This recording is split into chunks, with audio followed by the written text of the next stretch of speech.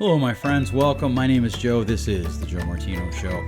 And today I want to talk to you about the very real reality that our lives can be incredibly hard, that our lives can be difficult, that sometimes we just feel wore out. We feel like the gas tank is on empty and we've got way more miles to go than we have the capacity to get there. What do we do in those situations? That's what I want to talk about today. Let's kick it off. This is the Joe Martino Show.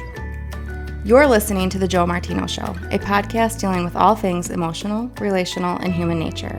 Joe is a licensed counselor in the state of Michigan, specializing in relationship therapy. He is also the author of the book, The Emotionally Secure Couple. All advice offered in this episode is offered for entertainment and educational purposes only. Enjoy the show.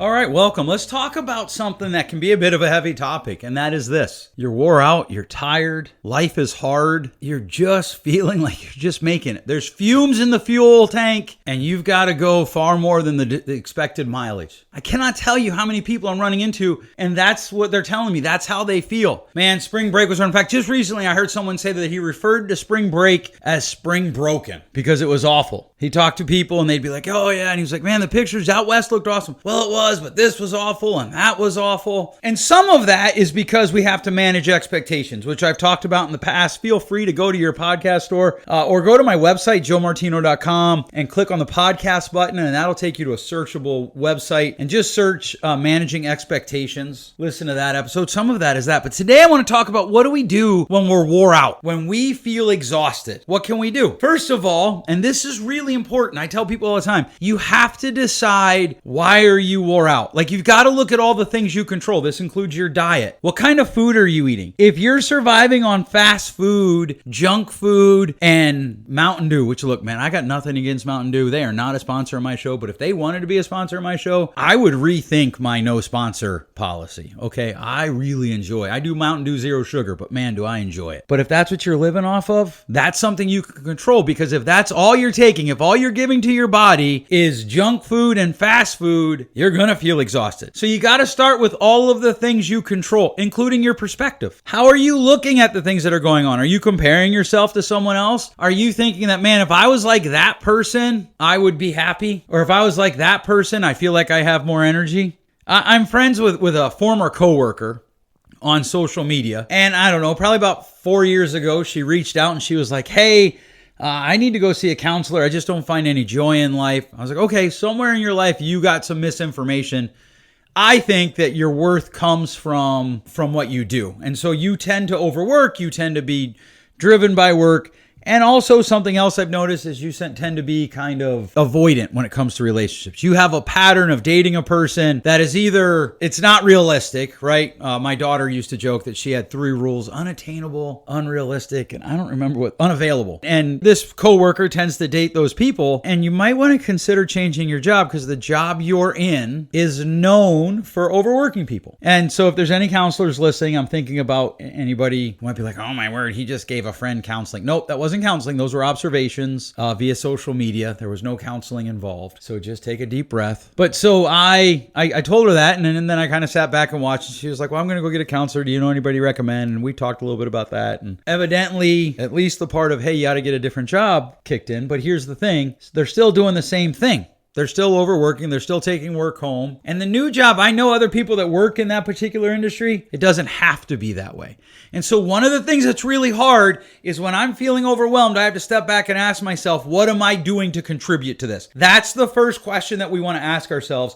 When we're feeling overwhelmed, we want to step back and ask ourselves a really hard question. What might I be doing that is contributing to my feeling overwhelmed? And we want to be really invasive in our own lives in this. Like I tell my clients, I want you to look at everything. Do an hours log. Where are you spending your time? How much movement are you getting in a week? Because if all you're doing is going to work and going home and crashing, you can do that for a while. There was a time in my life when I was in grad school, I'd go to work, I'd go to grad school, I'd go back to work, I'd go back to class, I'd do my homework, I would crash. Like I remember just falling into bed exhausted. And if I'm honest with you, here's the lie that I told myself then. When I'm done with grad school, this won't happen anymore. But it does still happen. And often, at least for me, there are many more things that I control that are contributing to it than I would care to admit. And so I've learned to do deep dives. I look at how I spend my time. I look at what I'm eating. I look at what I'm consuming with my mind. I look at who I'm interacting with. Someone wrote in and asked, what do you do with a toxic parent? We're gonna do that episode here in the future, but I would back that out a little bit. What do you do if there's toxic people in your life, period? Your friend is toxic. You're gonna have to figure out how to limit the amount of time that you give to your friend to influence your life, especially when you're on fumes, right? And here's the principle. If you've ever been driving and you come to a standstill in traffic, I don't know anybody that likes that, right? Like, because you want to get wherever it is you're going. But it's way worse when you know, crap, I only have so few miles till my gas tank's empty. The little thing on my dashboard says I have 8 miles to empty, and I'm not sure that I'm going to get to a gas station in those 8 miles. The anxiety that our brains produce, because we start worst case scenarioing that, can often be far worse than a lot of other things that happen on road trips, right? If you come to a standstill and you've got 386 miles to empty, yes, it stinks that you're going to be late to wherever you were going. Yes, it stinks that there's the slowdown and you're sitting there, but that is way better than you've got 8 miles to empty. And so we have to adjust accordingly. And that's the same thing we have to do with our friends. We have to start, anytime we're feeling wore out, beat up, beat down, and just caught in the rat race of life, we have to start by looking at ourselves. What are we doing? And here's what we do. Hopefully this part of the work has already been done. We have to know where it is that we're trying to go. And maybe that's what we need to evaluate. I've purposely not engaged any speaking engagements for 2023 because I am reevaluating whether or not I want that to be part of my life. And I know the experts say, man, you can't afford to take that kind of time off. They're not wrong, but sometimes you can't afford not to take that kind of time off. So I just haven't. In fact, I think about how ironic this is. Right at the end of last year, or at the very beginning of this year, I was out to eat with my wife for lunch. We have Wednesday lunch dates at noon. And sitting down next to us was a guy that I had been thinking about connecting with, trying to pitch a marriage conference to him for a couple years. And I said, oh, hey, it's nice to meet you. I knew the people he was eating with. And so they introduced me. And I said, I'm going to Facebook request you or Facebook friend request you because I'd love to talk to you about some things. And I didn't. I still have. In fact, I realized in preparation for this episode that I need to write him and at least tell him what's going on, right? Because here's the thing. Our business, as it's growing and developing, as our economy is shifting, inflation's going up, being a small business owner is really hard. It's always really hard. But right now, it's kind of difficult. There's some stress between my dad and I. That takes a toll. And so I've got to figure out what can I cut. One of the easiest things to cut is speaking. It's just on hold. I'm trying to finish a book. I'm doing the podcast. I told one of my friends the other day, I'm thinking about killing the podcast. Why? Don't you enjoy it? I do enjoy it. Don't you have a bunch of listeners? I have a decent amount of listeners, I think, especially for the quality. I got to tell y'all, sometimes I'm amazed at the people who listen, and I appreciate the emails you write me because the quality, if you could see this, I'm standing at my desk. I have a portable elevated laptop holder that my mic is sitting on. That was like $100, my mic. I'm using free software, and I don't have a very good voice, and you guys still listen, so I appreciate that very much. Thank you. But it's work. There's a lot of effort to this. And so the thing that got cut was I'm not doing any speaking, at least for right now. Now, I'm scheduled sometime next month, sometime in May, it's in my calendar, to reevaluate that, to sit down and look at, I wrote out the whys.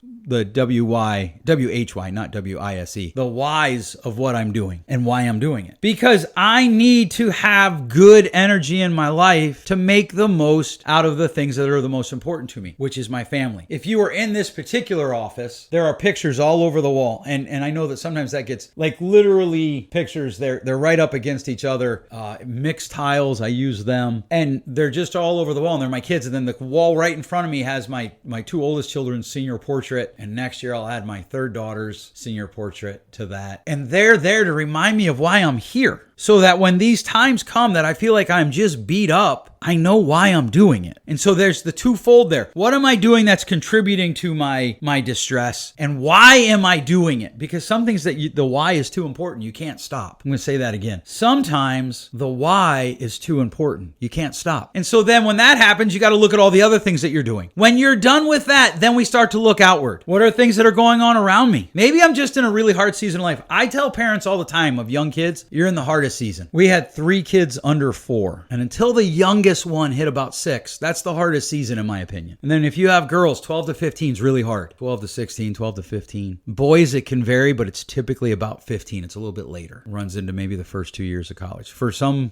people, I think it might run through college, right? Well, okay, but you can't stop being a parent. So then you have to look at it. But that's still something outside of you. Maybe your job is sucking the life out of you. Okay, go look for another job. But most of the time, if we can look inward, and I know this isn't a popular message, but if we can look inward, we can increase our own resiliency to be able to handle it. So then there's some questions. So we've looked inward, we've looked outward, and you'll notice I spent a lot of time talking about looking inward. I've spent way less time talking about looking outward. Now you need to look outward. You need to look at what's going on around you. But even that, it's an inward thing because you're choosing whether or not to participate. And then we have to look at what we can do. So here are some things that we can do that can help us. Can you rest? I'm not talking about quit, but can you rest? Can you pause? Last year, I took a month off from making the podcast. I lost roughly about 6% of my listeners. They didn't come back until about the middle of fall, almost to winter, right? So I took all of August off. Or I think I took all of July. I don't know. I took about 6 weeks off, and it was about another 8 weeks until my listening numbers got back up. But man, I'll tell you what, that break was really good for me. Can you rest? What can you rest on? Can you just go home and take a nap? Can you take a weekend and say, I'm just staying home? Part of the problem is we're overprogrammed, especially parents, because you got your kids in 4 different sports. And I use this illustration all the time. I know people think I'm killing it, but I was talking to a guy at the gym. He's like, yeah, it's really hard because we got to take one kid to the east side of the state. We got to take one kid south, and then we got to get one of the in-laws or grandparents to take a kid north. And he's like, so the weekends are just shot. Well, how long is it realistic to expect that you cannot take a rest and not feel wore out, right? Because you need to ask that too. Like, okay, how long can I reasonably do this? When I went to grad school, I had 3 kids. I was working crazy job hours, but I said in my brain, I can do this for 3 to 4 years because I have to, because the why is too important to quit. But what is it that you could do? Could you take a break? Could you rest? Could you temporarily pause something that you're doing? How could you create rest? And sometimes, again, you got to look inward. Sometimes that means you turn the TV off and go to bed earlier. Yeah, but that's how I unwind. Find a new way to unwind. Sometimes it's go give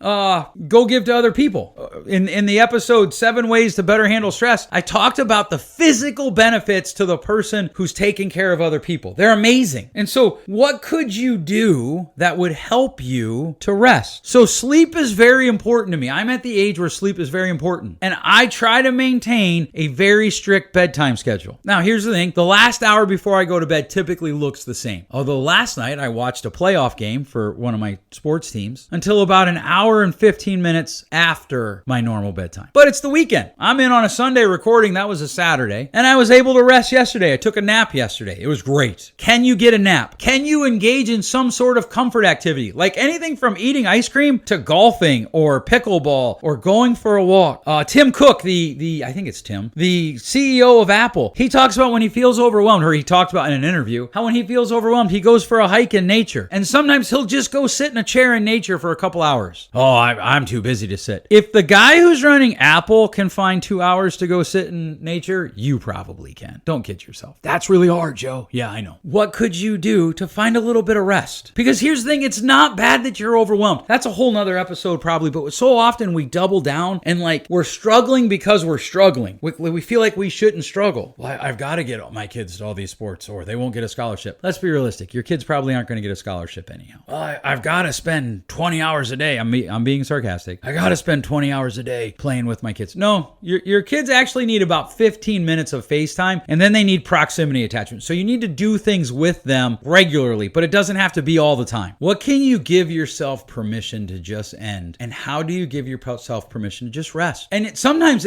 the rest comes from just saying to yourself, this is really hard and I didn't think it was going to be, but it is. And that's okay. And then we move into these, okay, what else can I do? Can I apply for new jobs? Can I research new jobs? Can I take a short, spontaneous day away? Can I take a 2-day trip? Do I need to cut someone out of my life completely? That's a hard decision. That's one I wrestle with. There are some situations in my life, without getting too personal here, that I have to really measure out how much effort should I give to this relationship? Because it is a huge energy removal from me that makes it very difficult for me to continue? Well, Joe, nothing makes you. I didn't say it makes me. I said it makes it. And certainly I decide whether or not I continue and how much energy I'm going to give it. But if every time I'm engaging something, it's taking energy out of me, I have to look at why do I keep engaging it? Okay, so we're looking at ourselves. What am I doing? What's going on around me? How can I create some rest? How could I look at this situation differently is another question, right? Like maybe it isn't that the situation is all that hard, but it's whatever we're letting run on loop in our brain. And sometimes that is like, you know what? This is crazy hard and I just need to endure for a little bit longer and we can find some peace. So like if you're involved in a big project that has taken up a lot of energy, if you are involved in something that's really difficult but has an end date, then you set about a week after that end date to reevaluate. Like, okay, what am I doing now to rest? What am I doing now that might help me feel more energized, right? And this even goes down to like, am I chasing something that isn't healthy? Like, and this comes back to the WHYYs. Are you chasing another person's approval? Are you chasing proving something to someone? I heard a guy speaking recently and he was talking about how somebody in high school said to him, hey, you know what? You're really good at athletics, but you're kind of stupid academically. And so he went to college and he didn't play athletics, but he doubled down and made sure he made the dean's list. Same guy was talking about how he was in the middle of a project at work and he thought when that project was done, this guy that he wanted to think of him a certain way would say that he thought of him that way. He didn't. So often we are wore out because we're chasing things that aren't healthy. We're chasing prestige. We're chasing someone else's approval. We're chasing someone's artificial love. We're trying to prove that we're not whatever we were told as kids, right? I grew up, my parents worked really hard and we were poor. And I went to a private school where there are certainly other poor kids, but by and large, they were all relatively comfortable. And there was not a lot of people that said this to me. I want to be clear on that. It was not. But there was two people who basically said to me, you're just poor, or you're too loud, or you're a dirty Italian. I literally had a woman in college tell me that. She's like, you're just a dirty Italian. She was a missionary. I look back at that now and laugh. But there was a prof in college who told my wife now, my girlfriend then, she shouldn't date me because I was never going to amount to anything. And for a long time, that motivated me in a good way. But also, it exacted a price that I didn't see. Well, I'll show him. And so at what point do your slights of motivation become, okay, this isn't working for my health, right? So we have to ask ourselves, what am I doing? What's going on around me? Where can I create rest? How can I change my perspective? And then what am I really chasing here? And then the last two things are intertwined. Can you make a gratefulness list? I talk about this a lot. Anytime that I am feeling wore out, I purposely journal. I have a template set up in my journal of things that I'm grateful for, things that I'm thankful for. I don't know that I've told you this before, but the first paragraph in that is always about how I'm feeling overwhelmed. Intentionally. I admit it, I get it out, I put it up there. And then I fill out the thankfulness list. Then I fill out, okay, so these are the things going on in my life that I'm thankful for. These are the things that are in my life that I'm thankful for. And we run from there, or I run from there. And then the last step, and I said these are intertwined, who do you have that you can go to and be like, man, I'm tired? And they don't try to play the one-up game with you where like, oh, I'm tired too. Well, I'm really busy too. They just can sit there and commiserate with you, but they don't let you wallow in self-pity. That's the both sides of the bad coin, right? On the one hand, on the one side, you get people who are like, oh yeah, man, I'm tired too. And they try to play the one-up game with you. But on the other side of the same coin is the people that let you wallow in self-pity. You want friends that can give you empathy, but maybe not sympathy. And I don't know. I feel like sympathy gets a bad rap. I typically say pity. You don't want somebody who's going to sit there with you and let you play the I feel bad for myself game. You want friends who are going to let you feel badly and still see your life in context. And sometimes, the next step after that is going back to step one and pursuing big changes and changing your perspective for how long you have to endure this. And I get that. It's really hard. I do want you to know this. Good times and bad times come for everybody. So if you're in a bad time right now, if you're in a hard time right now and you're just feeling wore out, find some time. Maybe you only get 2 hours. Maybe because of your life right now and decisions that you've made or other people have made that you've participated in, you don't have a lot of free time. That's fine. Find 2 hours and relax. Take a nap. Go to a movie. Read a book that doesn't involve anything other than fun reading. Watch a TV show. Be careful with the binging and watching and escapism, because anything we can do for good, we can do for bad, of course. But what are you going to do to move your life forward where there aren't hard times? You're not. There's always going to be hard times. So be encouraged. Look at what you're controlling. Look at what's going on around you. Ask yourself what changes you can make. One that sometimes I talk about, and I know I'm getting really over time here. Sit down and think of 3 people that you can write an encouraging note to. Because when we encourage other people, it actually helps our brain feel more encouraged. We get energy boost. Great payoff. Win-win. All right, what are the things that you've done? Maybe you haven't done any of these. Maybe try these and write me and let me know how they're going. Or maybe you've done something that I didn't mention today. What are things that you do when life is difficult to help yourself get through that season? Write me and let me know. I'd love to hear from you. Once again, I'm going to ask, please share this with your friends. We find meaning in sharing things with other people. All right, let me know how it goes. Thanks so much for listening. We'll catch you next week. Thanks for listening. If you enjoyed today's show, please share with a friend. And hey, give us that rating in your podcast store. Until next time, change possible.